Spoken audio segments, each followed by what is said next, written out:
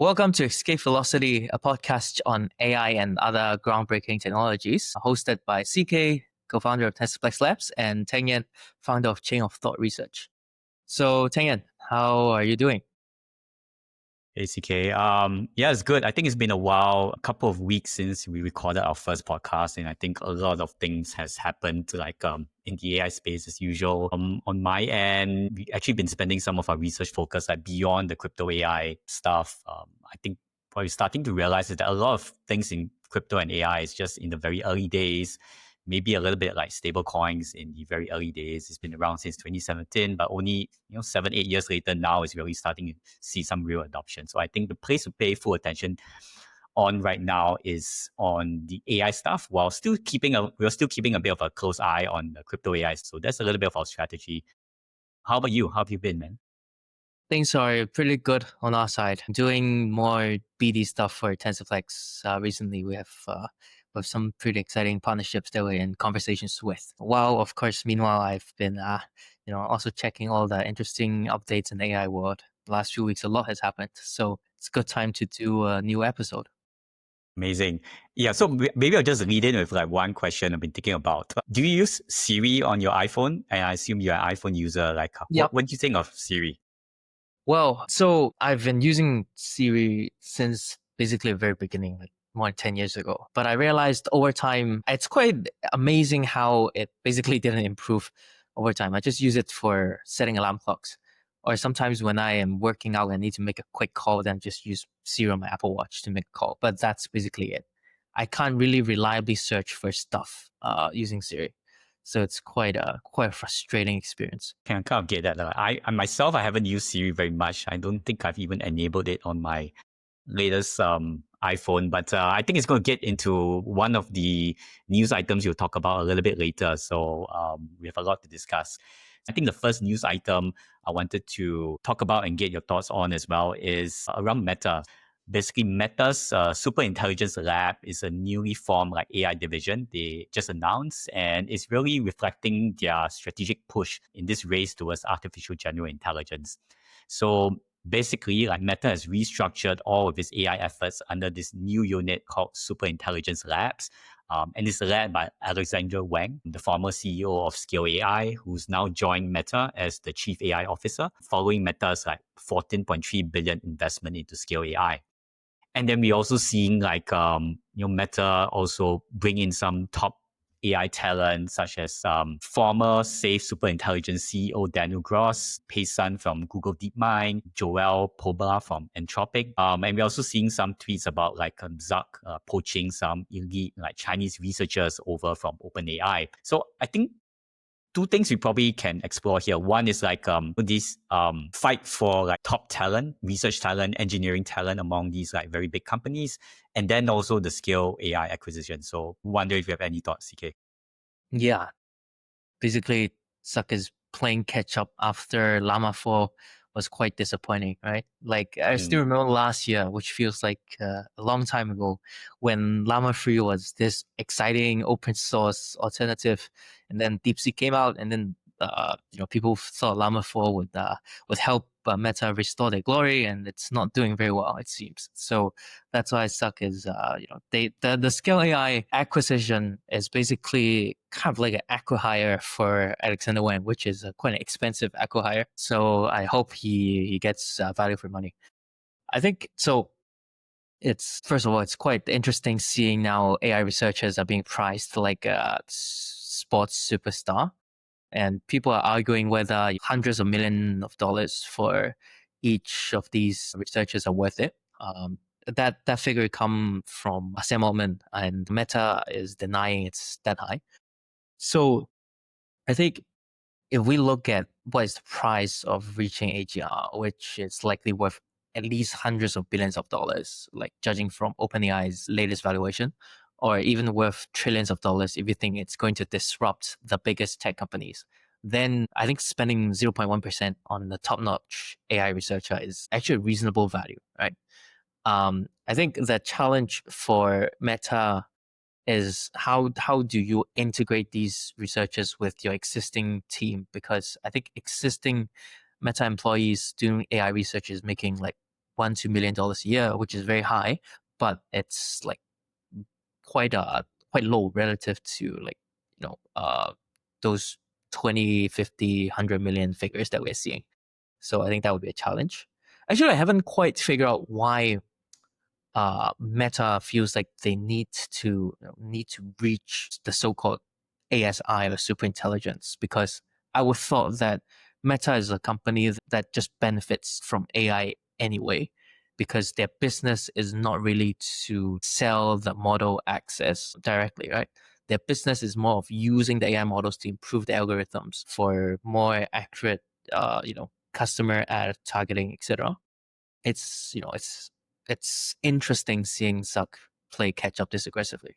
I honestly haven't quite figured out like what is the plan for Meta to monetize from having these better researchers. But I think in general, hundreds of millions per top-notch researcher is not really crazy. Yeah, I think that's what I really like about Meta is that it's still a founder-led company. So Zuck still steers the ship, and he's been known to make like some really big bets. Some of them which have flopped, like when they changed the company's name to To Meta, Meta, and yeah, the metaverse is no longer the in thing right now. But I think he's able to like really see where the pot of gold is, where the picture is, and I think with what has been happening, he is really doubling down on getting Meta to a position where they will be continue to be a major player within the sort of like AI realm. I did a bit of a quick look at what Meta's metrics were. So they have like some $70 billion in cash right now. I think they're making about 170 billion on an annual basis. So it's pretty. I mean, it's a pretty good position, right? So they spending like tens of millions like to acquire some of the top talent in the space, which is very rare. I think like it's probably just a drop in the ocean among like their current sort of like cash reserves. And like if you say the market is going to be so big in the future, it just kind of makes sense to sort of like go into all of this. I think also this is also partly a compensation. Like you said, the Llama 4 launch was definitely a bit disappointing, considering that like just a year back everyone was basically using Llama 3 as their main sort of like open source like alternative to GPT-4. And in just a year, like everything has kind of like changed already. And I think like hardly anyone's using like Llama 4 to do stuff because there's so many other better like open models that are there. So I think that's quite interesting. Maybe one thing as I was looking into this news item, I think it was also quite interesting that now Alexander Wang, now he's the chief AI officer at Meta.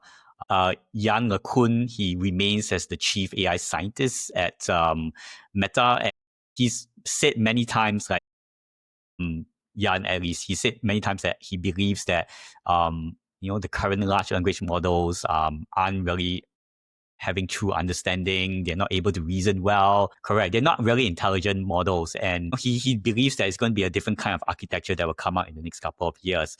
So I feel like maybe like Meta's like kind of like hedging their bets. So, while they continue to do research into what could be the next form of architecture beyond transformer models, Alexander Wang is there to really direct things and make sure that the company still goes down the right path, even while they explore other future options. Yeah, to make sure basically if LM is proven to actually be even more scalable further down the line, make sure they're not very behind. So I think that's how he's hedging the bets. I think like in the AI world, people are very obsessed with debating whether it's real intelligence or not. I think what matters is, at least in the short or even midterm, what matters is not whether it does achieve human like general intelligence, but more like how reliably can it get the tasks done, right? Like if the future LMs with a larger context window demonstrates they can spend like 12 hours doing agentic tasks reliably for people, then does it really matter whether it's the so-called AGI? I think maybe AGI is very hard to reach because maybe they're like LM have a very different architecture than how human brains work, and maybe you can't achieve the same results, but maybe it's good enough to do a lot more tasks in a year compared to what it can do right now, and maybe that's good enough. Yeah, I kind of resonate a lot of that because like already today, like, I'm using like AI for so many different things. Like ChatGPT, especially the O3 model, it's been really good. Like you just give it something to do, it'll do all the research, find all the things it needs to do, and then it gives you the output that you kind of like need. So I think a lot of these models are starting to feel a little bit more agentic. And even if we don't progress so much, I think there's still so many things you can build with the current level of, I guess, like intelligence for some of these things. I agree. Like speak of O3, one of the party tricks, I'd say, that I have is that when I meet friends that I think are reasonably tech savvy, but they spend less time looking at AI than I do, right? They usually have an impression of ChatGPT and they use ChatGPT, but they don't deliberately use a deep research mode. And so they think, oh, AI is pretty good, but it's not really there yet when it comes to more sophisticated tasks or answering more sophisticated questions. And then my party trick is just to ask them what are the more complicated things they have in their mind, either for work or out of curiosity. And then I just use O3 to answer the question. And then usually people are very shocked, right? And then I tell them, hey, you should pay $20 for the subscription because O3 is very good. And of course, GPT-5, which combines the reasoning and the non-reasoning mode, probably come sometime this summer.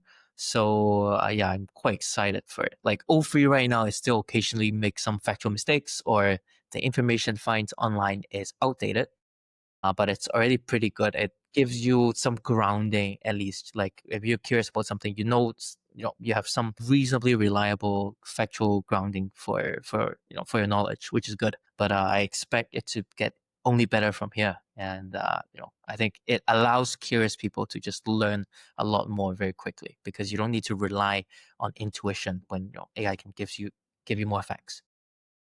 Yeah, exactly. I think it's very interesting to see how like I guess like normal people start to discover and get like AI pilled as well.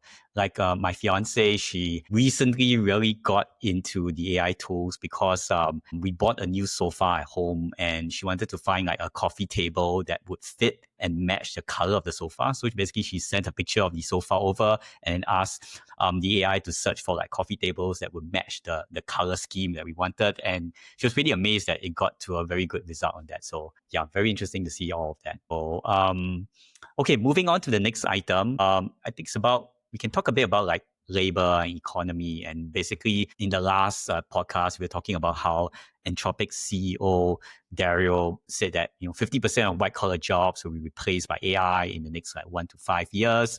And then Anthropic after that launched this Economic Futures Program in June, which is basically a major initiative to support research and policy development focused on understanding the economic impacts of AI. So basically, specifics are the program provides research grants of about 10 to 50K, along with access to Anthropic's AI tools to let economists and researchers conduct rapid studies on AI's effect on labor markets. And they're planning to award like 20 to 50 of these like research grants on a rolling basis. At the same time, I think like also just to kind of like frame this as well, and this was something you brought up, which I thought was interesting. Salesforce, so their CEO Benioff state that AI is performing like 30 to 50% of their internal workload, especially in areas like software development and customer service. And they're planning to deploy like 1 billion AI agents by the end of the year, quote unquote. So what do you think of this trend that's happening, CK? Yeah, I think so. Like for engineers, when it comes to coding, I think AI is reasonably reliable when it comes to finishing one-off tasks. Like, of course, trying to find code an entire app is not really the best idea for now because uh, there may be like some bugs, at least according to what I hear from engineers. If you give a very complicated project and tell it to finish end to end, then you need to review everything, which takes a lot of time as well. But I think I don't know how reliable is the AI that Salesforce is using and whether it's using AI like mostly for coding or mostly for customer service. But I think the trend is very clear. The hallucinations get less and people have better understanding of capabilities of AI. Corporates are going to use AI more and it will lead to job losses. Like there are some more, I would say, suspicious people that that don't really trust these CEOs saying that the CEOs are just using AI as an excuse to fire people, maybe. Like, you always need some kind of cover, right? When you do cuts, you don't want to be the person responsible for kicking people out. But I think the trend continues, and there are investors saying the bull case for the big tech companies is that they can keep growing at the pace that they have achieved last few years while not growing the headcounts as fast as before, which I think, again, I think it's a trend, and this is something I like talking about. In last episode, we discussed about job loss as well. I just hope that, this trend enables more people to create more companies that previously cannot be created because of labor or cost constraints. But what I'm certain is that the biggest companies are going to have higher revenue per per employee, and they would have a higher bar when they hire people, because a lot of more basic jobs you simply don't need a person anymore. Yeah. I mean, for many of these like tech companies, payroll is probably the biggest cost for them. And the cynical view, as we say, is that some of these like companies are saying that, okay, we're going to stop hiring any new people until you can prove that an AI can't do the job instead. And maybe that's just a way to sort of like reduce costs for the company. But I think one interesting question that came to my head as I was looking at this news item, and I'm also curious to get your opinion, is maybe are we reaching sort of like peak employment in some of these large companies? So for example, Salesforce today has like 76,000 employees globally. So the question is like, in 3 years' time, do you think it's going to be 76,000? Is it going to be more? Is it going to be less? I mean, over the last 10 years, the trend has always been, as these companies grow, the headcount has been growing quite steadily as well. And that's why they've gotten to such large numbers. But what do you think? Like in 3 years' time, is it going to be higher, lower, or have we reached the peak? So there are two things that I'm quite sure about. First is that the pace of employee growth, basically the slope, would flatten. If I'm not sure if it goes to the other direction, goes down, right? But it definitely grows slower. I think that's the first point. The second point is that I think the mix of new employments will change, because instead of the tasks where people can do remotely, basically, I think more of the new hires, when they hire, would be people doing things in real life, like salespeople that visit the office of clients and speak to them. This you can't really replace with AI yet. So yeah, that's basically what I'm pretty sure about. But when it comes to like whether the total number of employees have peaked, it's hard to say, right? Because if these companies grow like 3-4 times in revenue and number of clients, then quite reasonably they need more, salespeople or just people doing, other tasks in office. So yeah, I think that's a great counterpoint. Like, if these companies, and we're talking about great companies, great innovative companies, if they can see they can achieve more with AI, and every single person can do more, generate more revenue per employee, then I think that would naturally expand the number of things that these companies want to go and do and achieve, and maybe that would sort of like actually like stem that trend of like AI, taking away people's jobs also. Okay, so I mean, we'll kind of see. I think we've kind of like it's kind of hard to justify these companies like growing another like 20-30% of headcount. But we'll kind of like see where this goes. yeah, there's probably a lot of trim to come. Like maybe they will need to trim a lot of engineers, right? Like I think Google's headcount is very high, still like more than 100,000 people. Not sure if my numbers are correct, right? But yeah, I think that probably there's a lot of people that are very expensive that they could cut, and probably won't necessarily change the productivity that much. Like when Elon bought Twitter, right? He famously cut 90% of employees, and except 1-2 days when the app is not super stable, like Twitter is generally usable. Yeah, maybe Sure.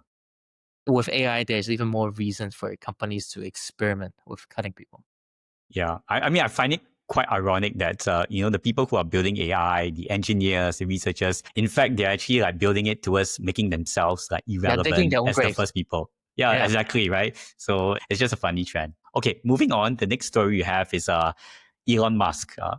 Always have to talk about Elon and his AI company XAI just recently raised like 10 billion in fresh capital, consisting of 5 billion in loans and 5 billion in equity. This is the second largest like startup funding round on record after OpenAI's 40 billion raise. And he said that the capital is going to support building one of the largest like AI data centers, scaling up potentially to a 1 million GPUs of like data center right now. So yeah, any takes on this? Like what do you think of like XAI, Grok, especially? I heard like a new version is coming. I don't know the details about like Yeah, Grok 4. probably today or sometime this week. Yeah. Oh, that's pretty quick. Yeah. I kind of felt that Grok 3 like launched with very good fanfare and it was pretty good at the time, but it's kind of seemed to fallen a little bit under compared to like the Yeah. newer models that came out more recently, like the Gemini series of models. Yeah. So I think Grok 3 when it was launched, I think it was the frontier model. The issue is basically it can't really reach people outside the X users. I think Grok is very useful as like a search tool for searching what's the latest content on X. Like if you want to know latest updates on decentralized AI, then either you ask Grok or you go to Teng Yan's X account, right? So that's where Grok is useful. But they struggle when it comes to onboarding new consumers, and also I think there are no enterprises that use Grok, despite I think Elon's trying to work with Oracle to have an enterprise version, right? Because Grok is maybe a bit too edgy for enterprises. So something interesting is that Grok 4, I think it's designed to be a maximally truth-seeking AI. Not sure if truth here means like true facts, or is it like things that Elon likes to hear.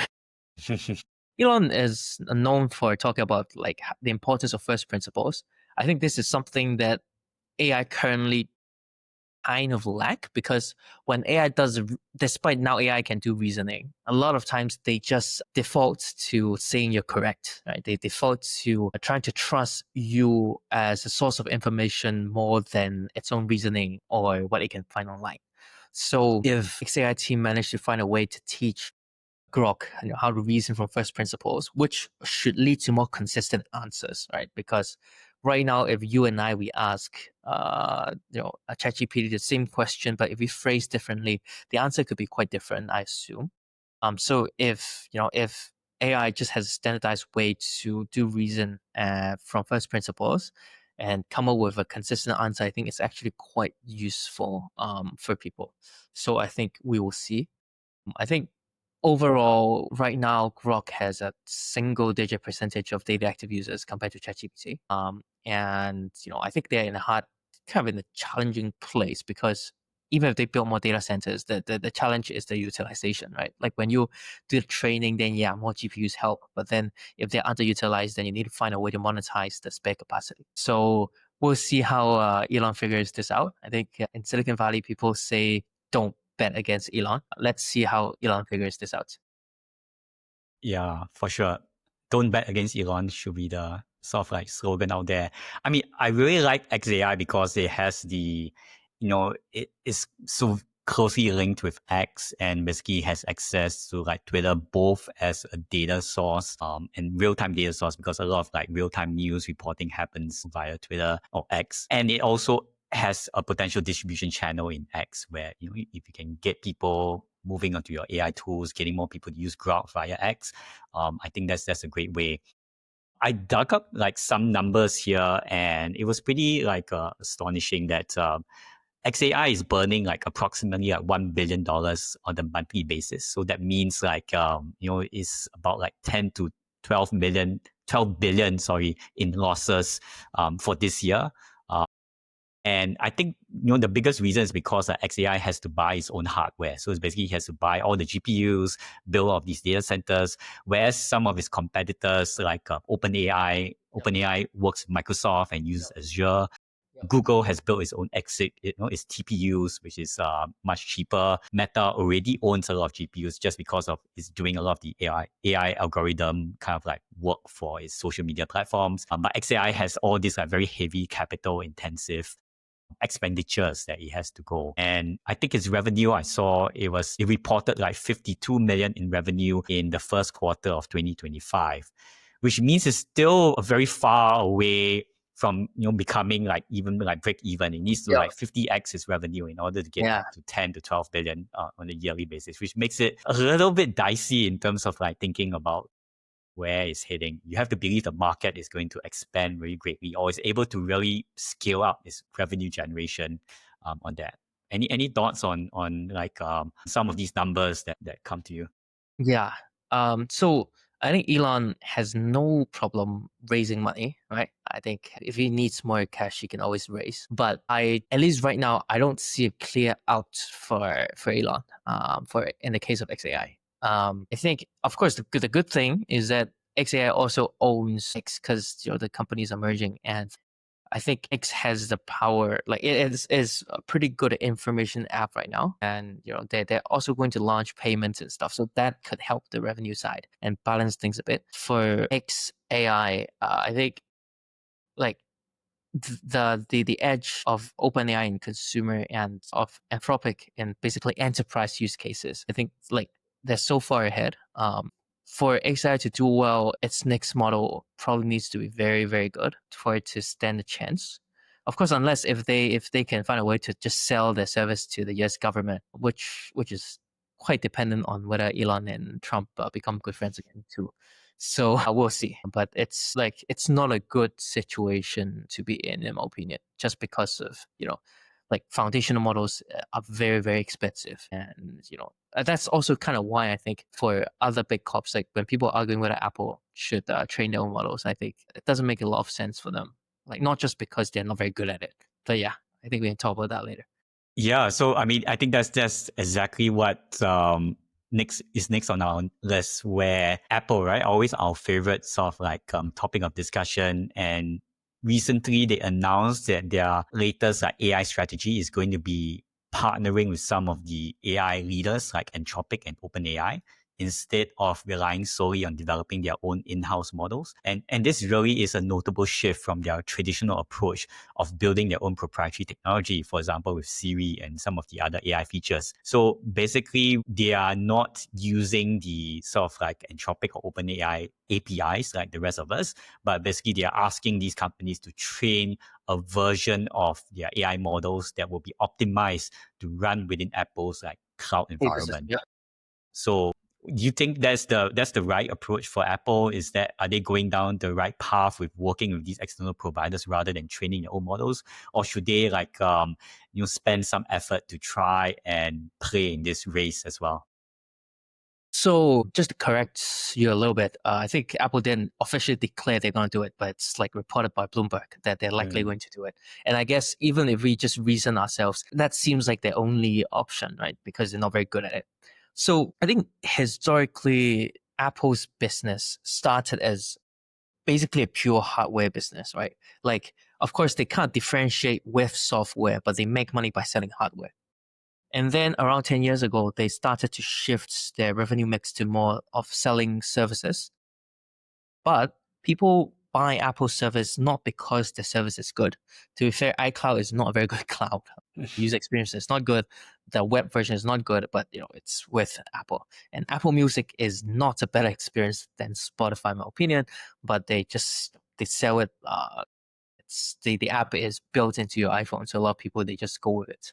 So the point I want to make is that uh, Apple is not really known for or haven't demonstrated that they're good at building like software services that they can just sell to everyone on all hardware. So LLM doesn't seem to fit their their company what they're good at very well. And with their failures at Siri and Apple Intelligence, etc., I do pretty much agree that what they should do is just to work with one of those companies that already pre-trained and fine-tune very powerful models, and then just optimize it for Apple's ecosystem. For Siri, build it into Apple's private cloud, which I think people trust, right? They trust Apple's privacy probably more than other companies. And then Apple can kind of become like, also selling like a ChatGPT wrapper type of service on top of those foundational models. I think this is a more reasonable business than to develop their own LLM, because they will spend a lot of money and they probably are not even as good as other companies. Like, for example, maybe they can just sell, like, first work with Anthropic, which is more likely a partner than OpenAI, because OpenAI is more likely going to build their own hardware. So what Apple can do is work with Anthropic and then have a version of Siri powered by Anthropic, which will make me very happy. And they can also maybe sell a subscription of bot that runs on Apple Cloud Service. So, and there are also a lot of discussions on the corporate culture of Apple, whether it has turned into a cash cow company that optimizes for making money, printing cash instead of innovating. I think it makes some sense to me, at least, right? Like, look at the age of Apple's management and looking at what they've been doing last 10, 15 years. They're probably more used to finding ways to print cash instead of just making breakthroughs. And yeah, working with Anthropic and maybe even acquiring one of the teams. I think buying Anthropic, which would be quite expensive, probably would cost them close to 100 billion. Or buying like Perplexity, which is good at building services on top of AI models. I think these are all good options. And at least the market cap boost that comes from buying these companies would be higher than the price they pay. It probably actually makes sense for them. Like, it's more of both it's more of a culture thing as well, basically. No, that's very reasonable. And my takeaway from all of this goes back to what we were talking about, at the start of this podcast, my non-experience with Siri and your limited experience, like with using Siri right now. I think it very clearly shows that Apple is lacking some of its own in-house capabilities in AI compared to current state-of-the-art models today. And I don't think like Apple needs to be a foundational model company, as you said. Like, it doesn't need to go out there and try and compete and have all these like very heavy capital expenditures to try and compete in this like foundational model race. I think Apple has always been a very good sort of like platform company, and they still own the platform today, right? All the applications, you still need to go through the Apple App Store. And I think that's where their continued focus is probably going to be. I thought it was very interesting. I was just looking at a recent article where someone was mentioning that they are actually they have like 7 or 8 different projects that is focused on their mixed reality stuff, the AR and VR things. So they're trying different like smart glasses, different versions of their Apple Vision Pro. And I think they kind of see this as the next sort of like form factor that they want to own after the iPhone. And if they can really just nail that, then I think like, it kind of like makes sense. And I think it's very hard for a company to be like both nailing all this hardware, the platform, while still trying to be the top in this software side, which is like super competitive over there. Maybe one part which I feel that Apple could play a bit on the AI race is really around the private AI side, because like Apple owns a lot of data, right? Like the stuff on my phone, who I've called, all my text messages, some of my emails. It's all done on the mobile phone. And if they can do this and create like almost like a personal AI model for every user, which is much smaller, much more tailored to your own individual use case rather than a big generalized like foundational model, maybe there could be some kind of like play for them, because they have that capabilities to work on the private data and AI side with their cloud. So, well, I guess we'll kind of like see where Apple hits to. Yeah, moving on. I think another interesting news I saw in the last couple of weeks was around Tesla. And basically, they officially launched its Robotaxi service in Austin, Texas on June 22nd, and it's really just a small trial. There's a small fleet of about like 20 Tesla Model Ys that's operating within a geo-fence area. The rides are by invitation only, and I think either you're a customer or a user, they've kind of like invited you to do this. But what I saw was, I saw like 1 or 2 videos where it was still a little bit glitchy. I saw one where it dropped a passenger off like just next to a road junction, which was clearly not a very safe place to be like dropping passengers off from that. So it was a bit awkward. But yeah, I thought it's pretty exciting. I wish that we get some of these things here in Singapore, but I've never sitting in one of these like autonomous like cars before. Yeah, I think it's a regulatory challenge. I think the tech is quite ready. Not entirely sure if it's totally ready. So I would say I've been a long-term like Tesla follower, and Elon's idea saying a vision-only approach makes sense because humans drive using eyes, and if cars have even more cameras than we have eyes, then probably with good enough AI, you can figure it out basically. So you don't need to rely on all those other sensors, because when you have LiDAR as well as camera, then you have multiple sensors that may give you conflicting signals, and this would be very confusing for for the car. It makes sense to me, but of course, if you look at the glitches, which I think it's honestly kind of disappointing, right? Like I expected it to be honestly even more flawless than this. I expect it to be like a shock to the world. Oh my god, Tesla is so good, and then end up quite a few incidents when it's not perfect or the car appears confused. So my take is that I think the vision-based approach is still probably the correct approach, but they probably need more training. They need a bigger model for that to work, and I think it should be coming soon. And of course, one more thing to note is that the media does like to hate on Tesla or pick on Tesla, maybe because it just gives you more attention, gives you more clicks.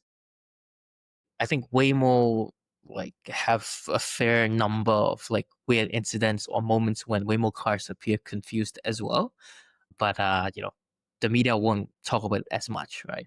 Like an example, like in Hong Kong, where I'm originally from, whenever like there's an accident involving a Tesla, they would say a Tesla is involved in an accident.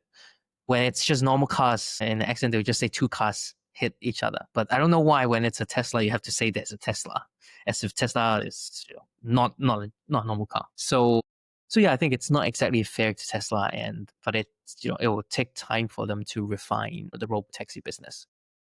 Yeah, that's I guess it's just very interesting to see all of this sort of like start to go live. I think like Elon said that if a human driver can drive with just his eyes, then we don't need LiDAR, right? We just need lots of cameras, and that should be good enough. And maybe he gets to where he wants to with this. I think I saw someone also made a very good point on a podcast I was listening to, that Tesla probably has the ability to scale these kind of like robotaxi services much better than say a company like Waymo, because it's already manufacturing all these cars and people are already buying all of these cars. And let's say if you have a Tesla, you could easily just, if you're going away on holiday or not using a car, you just turn on a function and then it just runs as autonomous like taxi, and then it earns you some income while you're not using a car, right? So that could be a very interesting way to sort of like scale these kind of like service provision without requiring very heavy like capital expenditure in terms of buying your own cars, which is probably like what Waymo will have to do if it wants to provide all of these like services to a large number of people. So I just hope they'll come by to Singapore one day and let me try. Hope in the next 2-3 years. Yeah, I think right now even supervised FSD is not available in Singapore yet. Like it will take them a few more years. I think rest assured it would be available in Singapore in the next 3 to 5 years. But let's see when it's supervised FSD approved. I think Singapore is likely one of the earlier countries in Asia to approve, which I guess better than nothing. Yeah, I think you're correct that the Tesla advantage is that, which is also the bull case of a lot of people like Kathy Wood, right? Is that when the FSD is truly ready, Tesla basically turns into a platform business where existing Tesla car owners, they can just deploy the car into Robotaxi, and also more people would buy cars from Tesla to join the Robotaxi network, and Tesla can make a cut from all of those. So I think that's a reasonable bull case. The question is more like how many other car companies could do the same. Maybe they can partner with Waymo, and that's basically how much of a moat does Tesla have. So I think we will see. Yeah. Okay, I think we'll kind of like round this off with a couple of like quick hits on some interesting things we kind of like saw in this last 1 week, last couple of days. I think my end, I saw this autonomous like soccer match, and basically China held its first like autonomous like 3-on-3 soccer tournament in Beijing, and this was a match held in preparation for the World Humanoid Robot Sport Games. A couple of like research organizations and companies took part. Tsinghua University won. And I posted a tweet on this, which it showed a part which I found really funny, where one of the robots just kind of like just slid and fell down. And I thought it was just a sign that the robots just wasn't good enough. And then after I posted it, I got a lot of replies on Twitter that was telling me that it was actually, maybe it was just mimicking some of the human players where they just kind of like dive and they try and get penalties for the other team. This just tells me that what's happening in robotics is kind of like progressing much faster than we think. Any quick thoughts on this robot? Yeah, I think what I've been seeing between startups is that a lot of companies are working on the OS of humanoids, right? Because we can already make the hardware.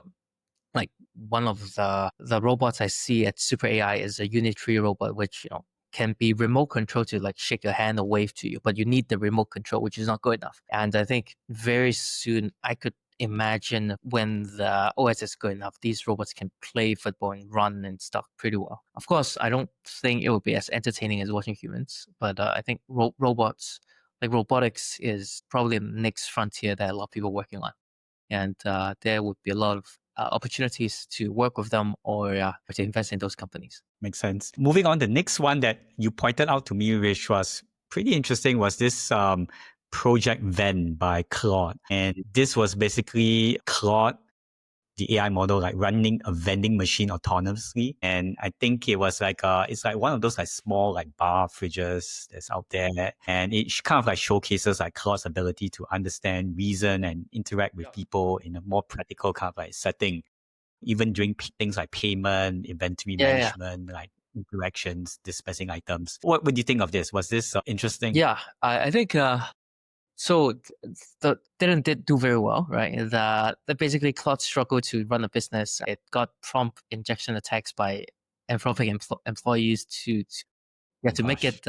it buy stuff at high demand and to sell at a cheap price. So it ended up losing money. I think there are people saying, "Oh, so it shows that AI is not very good." But I think while there are issues with AI, like the model hallucinating, thinking that it's actually a real person and stuff, right? It's quite funny. But I think these models, once you train it with more business decision making, basically you fine tune models to learn how to make decisions and how to resist people trying to make you do stupid decisions. I think it will get there. I think again, it's a proof that, as I said earlier, I think AGI and competent AI are two different concepts, right? If a model can actually, make smart or even slightly cunning business decisions, then maybe you can say, "Oh, AGI is here." But I think it's it's more like whether the models could I think for the models to be good enough at these tasks, you probably need to train specifically for this, which is not exactly AGI, but it's very competent AI. Yeah, I think I would just be optimistic and say things will only get better when it comes to technology. Yeah, sounds good. And I think, like you said, like, it was definitely not the best idea to kind of like put this out in a company full of like very smart engineers and hackers who's going to just extract the max from some of these systems. And yeah, and just like but great tests. And excited to see where Claude goes with this. Okay, the last story I have on our list that we'll cover today is SoftBank. And so basically, SoftBank has this new project Crystal Land, which is an ambitious proposal to build a $1 trillion AI and robotics mega industrial hub in Arizona. And the aim is really to transform this into a very high-tech manufacturing powerhouse that is, I think people are calling it like potentially comparable to Shenzhen in China. SoftBank wants to revitalize like US high-tech manufacturing. It wants to build this like very futuristic industrial park with lots of AI-powered industrial robots, AGI research. And yeah, how do you take this? Do you think this will kind of like materialize? Is it practical? Yeah, curious on your I think your it's very thoughts. early, right? Musk has pitching ideas, and Musk always have a lot of ambitious ideas to pitch. Let's see if someone is willing to fund it, because I think Musk has already deployed a lot into AI and will deploy more into OpenAI, so he needs cash from somewhere. And of course, there are a lot of execution risks involved.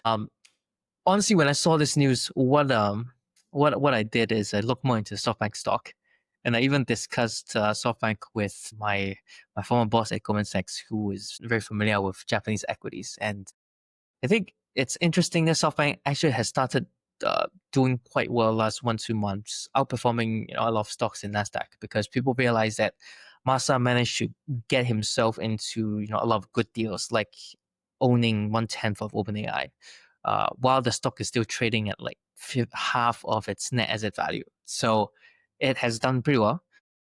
I think maybe after what happened in basically the past decade, when Masa is basically finding ways to gamble, this time there's something really worth gambling, because there's a real paradigm shift for him to shove everything into. So I think it'll be interesting to see if Masa could finally realize his mission, right, of accelerating AGI and ASI. Yeah, maybe it's a bit of like the hero complex. But did you say that the net price of the stock is like half of its net value? So, basically around half of SoftBank's assets are in ARM, the British chip designer, and the other remaining part is in OpenAI, and in SoftBank, the telecommunications company, and in the Vision Fund assets. So in a way, I think SoftBank at the current price means you're basically getting ARM and some free call options into some AI tech opportunities.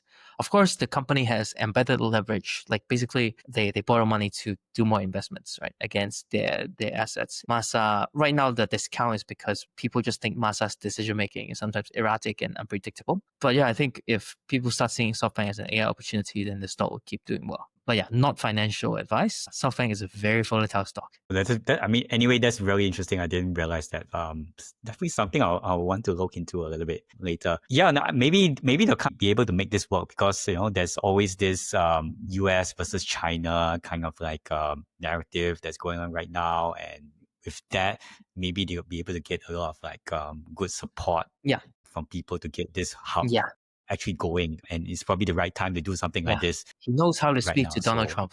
He knows how to, Exactly. Okay, yeah, no, I think we've covered a lot today. I think we've got a pretty good part. Yeah.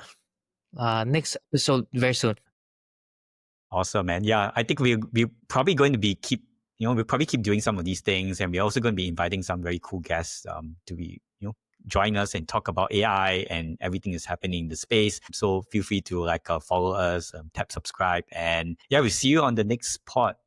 Always great talking with you, CK. Great speaking. Bye bye.